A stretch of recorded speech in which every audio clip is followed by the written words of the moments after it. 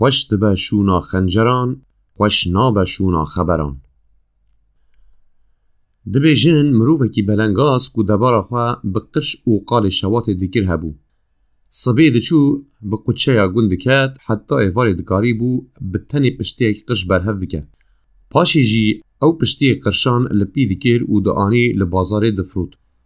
بچند قریشین قزنجگیری نان دکری دبه جزاروکین خوره او پی خودی دکرن. جیاناوی گلک برنج و جفا بو.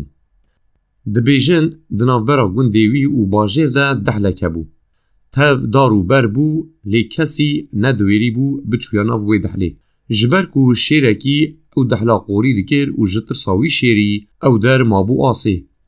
جبر کو رنجا جیاناوی دابو دلیوی ایزینوان روژه بریار دا کو تیکه بنا وی دحلی و خواه بخواه گود. یان ازی روژه دو پشتی دار ببرم بینم بازار بفروشم پی دبارا خواه بکم آنجی شیر ایل من بده و من بکجه. گاوا بو سبا ایزینوان راهیلا بوری خواه و چوکت نوا دحلی.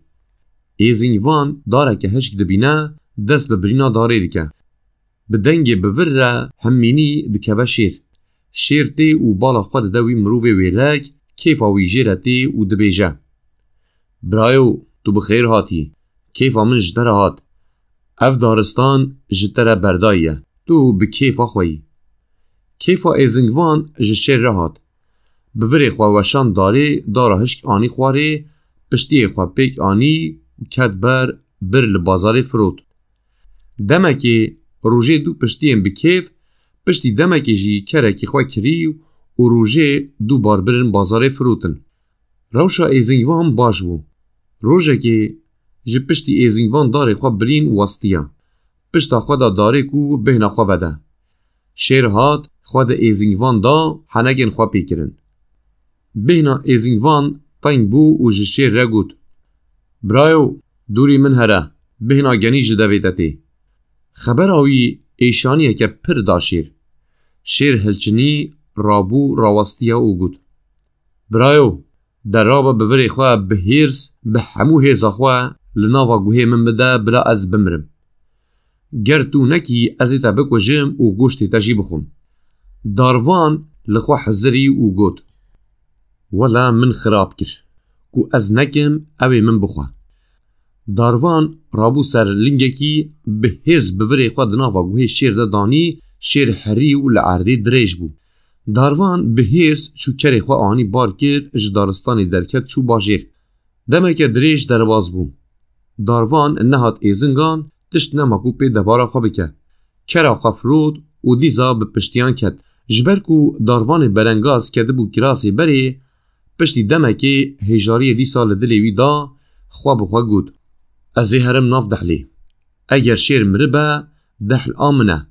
اگر شیر نمربه بلا به پنجه اکی لمن بده دل او کذب من درخه و جخواره بخواه. لو کو جیناوی بوی رنگی جمرنی خراب تره. ایزینوان لسر بریار خواه روژه که ده بربانگا صبح ده بدلی ترس بن و بوری خواه هل ده ده چه ناف دحلی.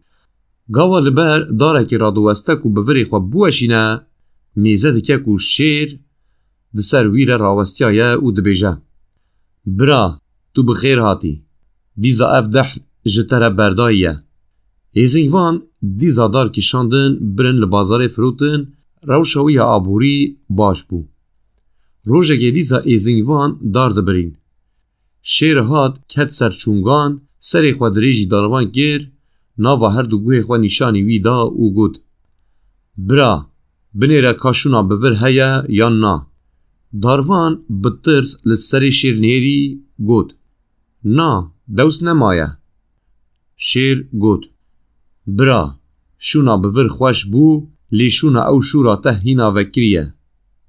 ایزینوان لخوا مکور هات او گود. راستا برا خوش دبه برینا کهورا لی خوش نابه دوسا خبره.